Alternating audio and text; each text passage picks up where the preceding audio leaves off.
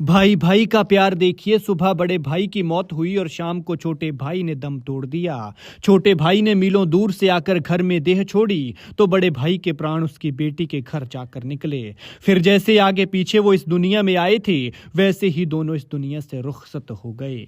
लेकिन भाइयों का नसीब देखिए, सीआरपीएफ जवान छोटे भाई को पता भी नहीं था कि बड़े भाई की मौत हुई है, लेकिन भगवान ने दोनों को एक साथ अपने पास बुला लिया। अचानक उनकी तबीयत खराब हुई, फिर फटाफट अस्पताल पहुंचाया तो बचाने की हर कोशिश करते रहे धरती के भगवान, लेकिन न दवा काम आई न दुआ ने असर किया और भगवान ने दोनों भाइयों को एक साथ अपने पास बुला लिया।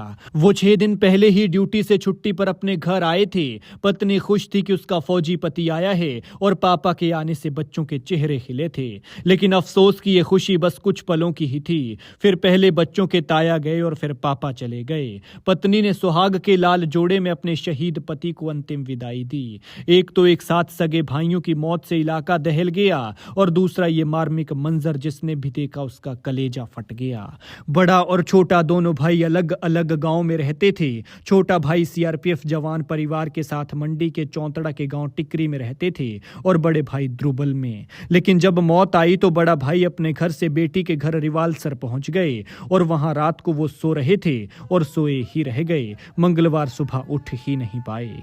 माना जा रहा है कि बड़े भाई को सोए हुए हार्ट अटैक आया जिससे उनकी मौत हो गई। इधर ज्ञानचंद 6 दिन पहले ही ड्यूटी से अपने घर आए थे। वे सीआरपीएफ में इंस्पेक्टर के पद पर थे और छत्तीसगढ़ में तैनात थे।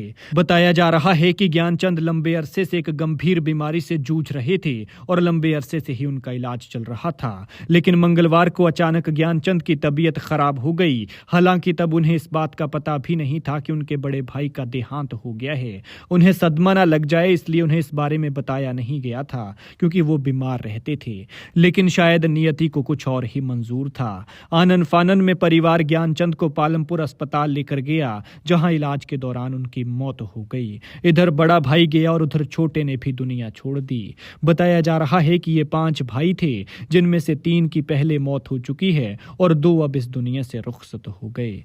दोनों भाइयों के निधन से इलाके में मातम का माहौल है क्योंकि बेशक घरों में दूरियां थी लेकिन ये दोनों दिल से इतने करीब थे कि एक साथ इस दुनिया से गए। लोगों का कहना है कि दोनों भाई काफी मिलनसार और शांत स्वभाव के थे।